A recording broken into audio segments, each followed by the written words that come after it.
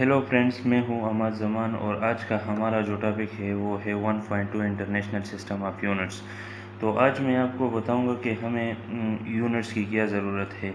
तो यूनिट्स जो है, यूनिट्स कंप्लीट और इंफॉर्मेशंस। यूनिट्स के बगैर हमारे पास जितने भी इंफॉर्मेशंस है वो इनकम्प्लीट होते हैं। इसलिए यूनिट्स मतलब जो जितने भी फिज़िकल क्वांटिटीज़ है हमारे पास, उसके बारे में जितने इंफॉर्मेशन है हमारे पास, वो यूनिट्स कंप्लीट करते हैं। तो यूनिट्स कंप्लीट्स और इंफॉर्मेशंस, पहली बात तो ये है। लेकिन इसमें एक प्रॉब्लम ये थी कि डिफरेंट कंट्रीज़ जो है ना वो अपने अपने यूनिट्स यूज़ करते थे।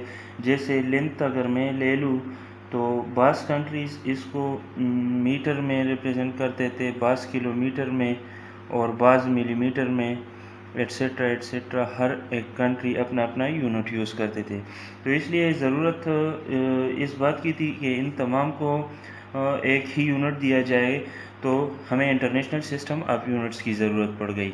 इंटरनेशनल सिस्टम ऑफ यूनिट्स की ज़रूरत जब पड़ गई तो 1960 में एक कमेटी बुलाई गई जिन्होंने तमाम फिज़िकल क्वांटिटीज़ के यूनिट्स को फिक्स कर दिया। फिक्स कैसे कर दिया कि मतलब जो लेंथ मैंने आपको बता दिया, तो एक इंटरनेशनल यूनिट दिया लेंथ का, जो हम आजकल मीटर यूज़ करते हैं। तो इंटरनेशनली सब कंट्रीज़ अब मीटर यूज़ करते हैं। इसी तरह टाइम का सेकंड और सब यूनिट्स हमें फिक्स करके दिए गए। तो इंटरनेशनल सिस्टम की ये इम्पोर्टेंस है। अब इन्होंने हमें 3 तरह के यूनिट्स दिए। पहला है बेस यूनिट्स। दूसरे नंबर पर है सप्लीमेंट्री यूनिट्स। तीसरे नंबर पर है हमारे पास डिराइव यूनिट्स।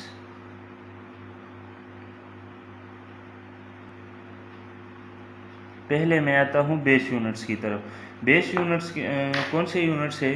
तो बेस क्वांटिटीज़ के जितने भी यूनिट्स हैं उसे हम बेस यूनिट्स कहते हैं। मतलब यूनिट्स ऑफ बेस क्वांटिटीज़, जितने भी हमारे पास बेस क्वांटिटीज़ है उसके यूनिट्स को हम बेस यूनिट्स कहते हैं। ये हमारे पास बुक का एक टेबल है, टेबल 1.1, और इसमें हमें 7 बेस यूनिट्स दिए गए हैं। लेंथ का जो इंटरनेशनल यूनिट हम अब यूज़ करते हैं वो है मीटर, और सिंबल स्मॉल एम से रिप्रेजेंट करते हैं। इस तरह मेस का किलोग्राम और केजी से रिप्रेजेंट करते हैं, टाइम का सेकंड और एस से, स्मॉल एस से रिप्रेजेंट करते हैं, करंट का एम्पेयर और कैपिटल ए से हम इसे रिप्रेजेंट करते हैं। टेम्परेचर का यूनिट है केल्विन, और स्मॉल के से हम रिप्रेजेंट करते हैं इसको। लाइट इंटेंसिटी का यूनिट है कैंडेला, और सीडी से रिप्रेजेंट करते हैं। जो अमाउंट ऑफ सब्सटेंस है, अमाउंट ऑफ सब्सटेंस का जो बात है, तो अगर हमारे पास कुछ एटम्स हो, मॉलिक्यूल्स हो, या इलेक्ट्रॉन्स हो, प्रोटॉन्स हो, एट्सेट्रा, जितने भी हो, तो इन तमाम का जो टोटल अमाउंट हम लेते हैं, टोटल अमाउंट जब हम लेते हैं तो इसको हम फिर मोल यूनिट में लेते हैं। जो इंटरनेशनल यूनिट है मोल, और इसको रिप्रेजेंट करते हैं हम मोल से। तो इसके दरमियान डिफरेंस ये है कि मोल जो यूनिट है इसके साथ ई हम लगाते हैं, और जो सिंबल है इसके साथ ई नहीं है। दूसरे नंबर पर हमारे पास है सप्लीमेंट्री यूनिट्स, लेकिन मैं डिराइव यूनिट्स की तरफ पहले आता हूँ। डिराइव यूनिट्स कौन से यूनिट्स हैं? Which we can derived from supplementary units and base units। जो हम सप्लीमेंट्री यूनिट्स और बेस यूनिट्स से डिराइव करते हैं उसे हम डिराइव यूनिट्स कहते हैं।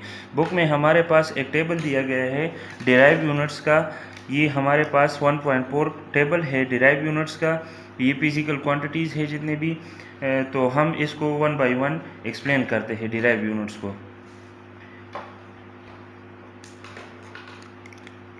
पहले हमारे पास फर्स्ट नंबर पर हमारे पास है फोर्स। तो F is equal to ma according to Newton second law. Mass जो है इसे हम केजी से रिप्रेजेंट करते हैं, जबकि एक्सेलरेशन को अगर मैं खोल दूँ तो वेलोसिटी रेट ऑफ चेंज को हम एक्सेलरेशन कहते हैं। और वेलोसिटी का फार्मूला है डिस्प्लेसमेंट रेट ऑफ चेंज, ये है वेलोसिटी।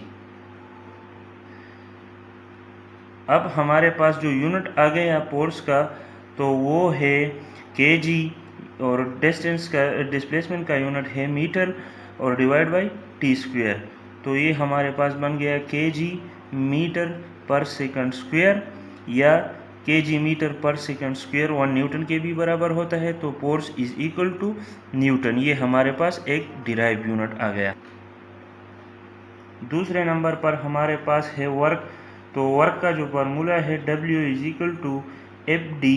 फोर्स का मैंने डिराइव किया कि ये है न्यूटन के बराबर, और जो डिस्प्लेसमेंट है वो है मीटर, इसका यूनिट है मीटर। तो वर्क का यूनिट आ गया न्यूटन मीटर। 3 नंबर पर हमारे पास है पावर। पावर का क्या यूनिट है? तो पावर का डेफिनेशन है work done per unit time. Work done का जो यूनिट है वो मैंने डिराइव किया कि न्यूटन मीटर, और ये हो गया डिवाइड बाय टाइम।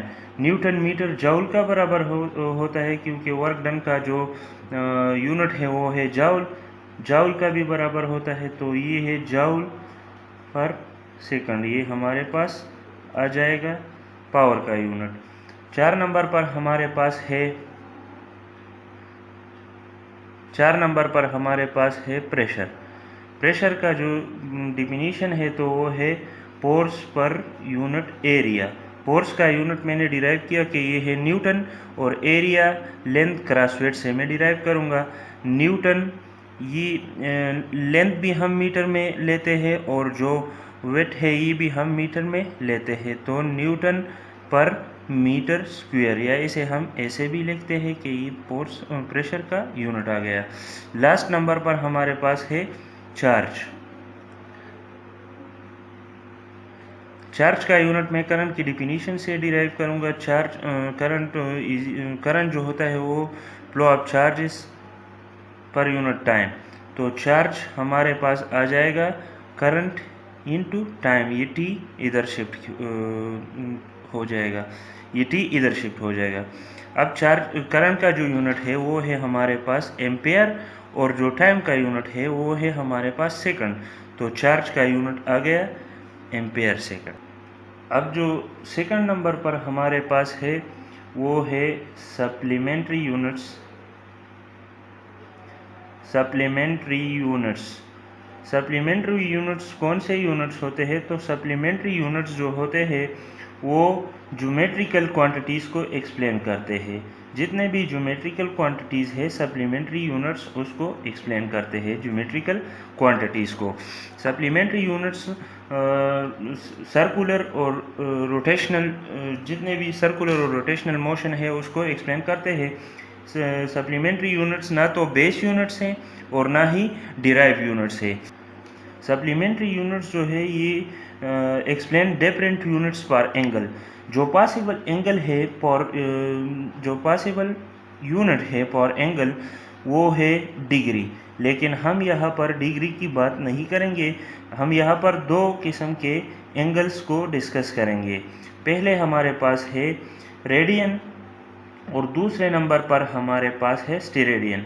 रेडियन जो है ये 2 डायमेंशनल है, और इसे हम प्लेन एंगल भी कहते हैं, प्लेन एंगल भी कहते हैं। दूसरे नंबर पर जो हमारे पास है वो है स्टेरेडियन। स्टेरेडियन 3 डायमेंशनल होते हैं। स्टेरेडियन 3 डायमेंशनल होते हैं, और ये सॉलिड एंगल्स होते, इसे हम सॉलिड एंगल्स कहते हैं, सॉलिड एंगल्स। अब मैं रेडियन और स्टेरेडियन की तरफ आने वाला हूँ। तो रेडियन जिसे हम प्लेन एंगल भी कहते हैं, बुक में जो डिफिनीशन दिया गया है कि plane angle subtended at the centre of a circle by an arc of length equal to the radius. ये जो डिफिनीशन है ये थोड़ा पेचीदा डिफिनीशन है, ये मैं इसको एक आसान अल्फाज में रिप्रेजेंट करना चाहता हूँ। लेट सपोज ये है मेरे पास एक सर्कल है, ये मेरे पास एक सर्कल है। तो ये है सर्कल का रेडियस, मैंने यहाँ से ये है सर्कल का सेंटर, मैंने यहाँ से एक लाइन ड्रा किया जो कि इसके सरकमपेरेंस को टच करता है। ये इस सर्कल का रेडियस बन गया। यहाँ पर मैंने इस सर्कल के ऊपर एक आर्क को ड्रा किया। ये इस सर्कल के ऊपर होता है ये आर्क। इस सर्कल के ऊपर मैंने एक आर्क को ड्रा किया और इस आर्क को मैंने नाम दिया एस। अब इस आर्क मैं कहता हूँ कि इस आर्क का जो लेंथ है वो इस रेडियस के लेंथ के बराबर है। तो मैं इस आर्क से अब इस सिरे से इसको जॉइन करता हूँ इसके सेंटर के साथ। तो यहाँ पर जो एंगल बनेगा वो होगा 1 रेडियन। तो इसका आसान मतलब ये है कि जो 1 रेडियाई ये है और दूसरा ये है, तो 2 रेडियाई के दरमियान जो एंगल बनेगा, जो सरकमपेरेंस को एक आर्क पर टच करेगा, उसे हम 1 रेडियन कहते हैं। इसे मैं दोबारा एक्सप्लेन करता हूँ कि 2 रेडियाई के दरमियान जो एंगल बनेगा, जो पूरे सरकमपेरेंस ऑफ ए सर्कल को एक आर्क पर टच करेगा या कट करेगा, उसे हम 1 रेडियन कहेंगे।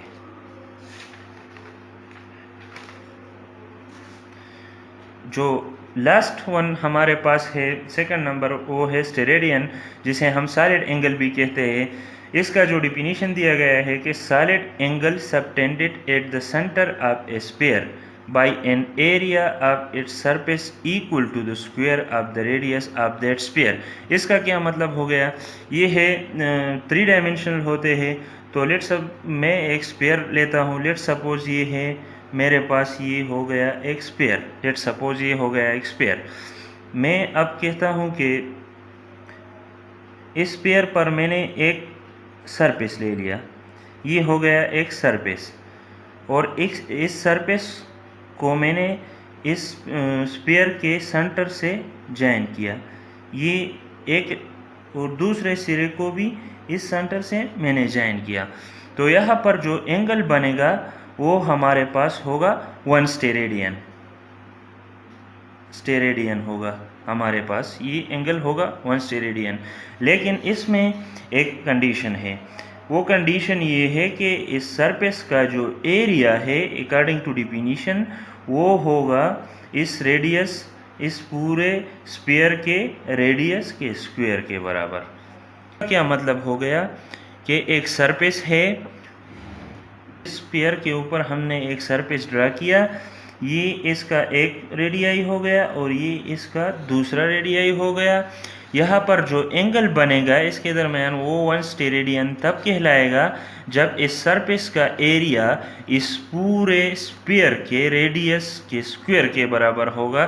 तो एंगल जो बनेगा हमारे पास वो होगा 1 स्टेरेडियन। मैं दोबारा दोहराता हूँ कि जो एंगल यहाँ पर बनेगा वो 1 स्टेरेडियन तब कहलाएगा जब इस सरफेस का जो एरिया है, इस सरफेस का जो एरिया है वो इस पूरे स्फीयर के रेडियस के स्क्वायर के बराबर हो जाए, तो तब हमारे पास जो यहाँ पर एंगल बनेगा वो 1 स्टेरेडियन कहलाएगा। ये हमारे पास इस डिफिनीशन में बताया गया है।